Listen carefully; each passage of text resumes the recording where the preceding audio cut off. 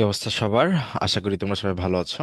তো তোমাদের অনেকের, সবার না, অনেকের হচ্ছে কি এটা জানার বিষয় হচ্ছে যে প্রি মেডিকেল কোর্সটা আসলে কখন করা উচিত বা কাদের জন্য করা উচিত বা কেন করা উচিত।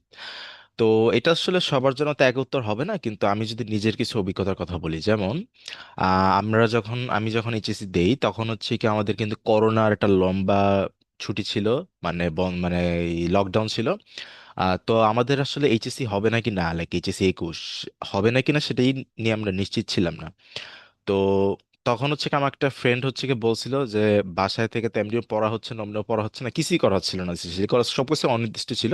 তো তখন হচ্ছে কি সিদ্ধান্ত নিয়েছিলাম যে পড়ালেখার যেহেতু একদম বাইরেই চলে যাচ্ছি, এইচএসসি হবে নাকি না এটাও নিশ্চিত না, তাহলে হচ্ছে কি প্রি মেডিকেলটা করি। তো তখন হচ্ছে কি দেখা যায় যে প্রি মেডিকেলের ট্রেন্ডটা ছিল, কিন্তু বিগত কয়েক বছরের যদি মানে ঘটনার প্রবাহগুলো যদি আমরা দেখি বা বিগত কয়েক বছরের ট্রেন্ডগুলো যদি আমরা দেখি, তাহলে দেখা যাচ্ছে যে ছেলেপেলেরা কিন্তু আগের থেকে অনেক বেশি সচেতন, এবং দেখা যাচ্ছে যে যারা প্রি মেডিকেল করে তারা বাই ডিফল্ট অনেকটুকু এগিয়ে থাকে। আচ্ছা, এটার কারণটা কি? কারণটা হচ্ছে প্রি মেডিকেলে মূলত যা পড়ানো হয় সেগুলো কিন্তু এইচএসসি তে কাজে লাগে। মানে এটা তো আসলে খুবই কমন সেন্সই যে লাইক তুমি যদি এখন বায়োলজির কথাই বলো বা তুমি কেমিস্ট্রির কথাই বলো, তুমি যেই চ্যাপ্টারটা পড়তেছো, যেহেতু তুমি টেক্সট বুক বেস পড়ালেখা করতেছো মেডিকেলের জন্য, তাহলে সেক্ষেত্রে কিন্তু তুমি যখন টেক্সট বুকটা রিডিং দিচ্ছ তখন কিন্তু তোমার সিকিউর জন্য কিন্তু এইচএসসির যে টপিকগুলো থাকে সেগুলো তো কভার হয়ে যাচ্ছে, ঠিক না? তো বিষয়টা হচ্ছে যে অনেকে ভাবে যে প্রিমেডিকেলের প্রস্তুতি কি এইচএসসির সাথে কন্ট্রাডিক্টরি নাকি না। তো আমি যতবার করছিলাম প্রিমেডিকেল, সেবার মনে হয় এইচএসসি পরীক্ষার প্রায় 6-7 মাস আগে শুরু করছিলাম, এবং আর একটু আগেও হইতে পারে, কারণ এইচএসসির আগে তারা আবার 1-1.5 মাসের মতো একটা গ্যাপ রাখে, কজ তখন তো দেখা যায় ক্লাস টাস মানে করার সুযোগ থাকে না, কজ এইচএসসির প্রস্তুতি নিয়ে তখন ব্যস্ত থাকে। তো কখন শুরু করা উচিত সেক্ষেত্রে আমি বলবো যে এরকম স্টুডেন্টও আছে, এরকম শিক্ষার্থীরা আছে যারা কিন্তু এইচএসসি 27, মানে তারা কিন্তু টেকনিক্যালি কলেজের ফার্স্ট ইয়ার বা সেকেন্ড ইয়ারে উঠবে এরকম। ওরাও কিন্তু হচ্ছে কি অনেকে আছে যারা অনেক সিরিয়াস বা অনেক কৌতূহল কাজ করে, বা যাদের আগ্রহটা অনেক বেশি যে না আমাকে পারতেই হবে ই হবে, বা যারা এসেনশিয়ালি কেয়ারফুল থাকতে চায়, এরকম কিন্তু আছে যারা কিনা এইচএসসি 27-এ থাকা অবস্থাতেও বিভিন্ন জায়গায় প্রি মেডিকেল কোর্সে এনরোল করে। তো আসলে এটা টোটালি ডিপেন্ড করতেছে যে তোমার অবজেক্টিভ কি, তুমি কি চাও না চাও।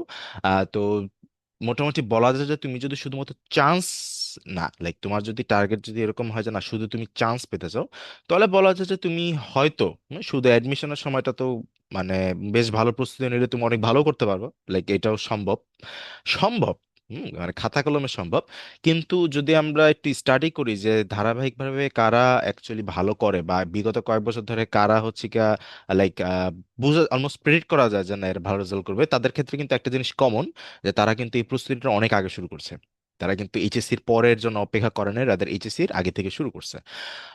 তো এই ছিল মূল কাহিনী। তো তোমাদের অনেকে আছে যে টেস্ট পরীক্ষা শেষ হলে ভর্তি হবো এই হবো, এটা এক একজনের জন্য এক এক রকম, লাইক যে যেটাতে স্বচ্ছন্দ বোধ করে। কিন্তু যারা অ্যাকচুয়ালি অনেক বেশি সিরিয়াস এবং যাদের টার্গেট থাকে যে না আমি একদম অনেক টপের দিকে থাকবো, আমি অনেক লাইক টপ 200-তে থাকবো, আমি টপ 500-তে থাকবো, আমি মানে থাকতে হবে ঢাকার ভিতরে থাকবো, মানে এরকম এক একজনের এক এক রকম থাকে। লাইক অনেকে আছে তো শুধুমাত্র চান্স পেখান থাকে না, লাইক ওদের টার্গেট থাকে যে না মানে মোর মতো একটা মেডিকেল কলেজে পড়বো বা এগিয়ে থাকবো মেরিট পজিশনে, ঠিক আছে?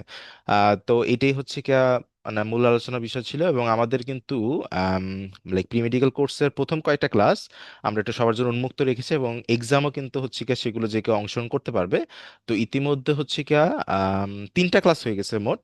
বায়োলজি হচ্ছে কি বায়োলজি হচ্ছে কি রক্ত ও সঞ্চালন, ব্লাড অ্যান্ড সার্কুলেশন, আর কেমিস্ট্রি হচ্ছে কি জৈব যৌগের অ্যালকেন পর্যন্ত কভার করা হয়ে গেছে, এবং সেগুলোর উপর পরীক্ষাও কিন্তু হচ্ছে এই মুহূর্তে, ভিডিওটা বানানোর মুহূর্তেও কিন্তু কেমিস্ট্রি পরীক্ষাটা চলতেছে, যেটা আজকে রাত 9টা পর্যন্ত চলবে।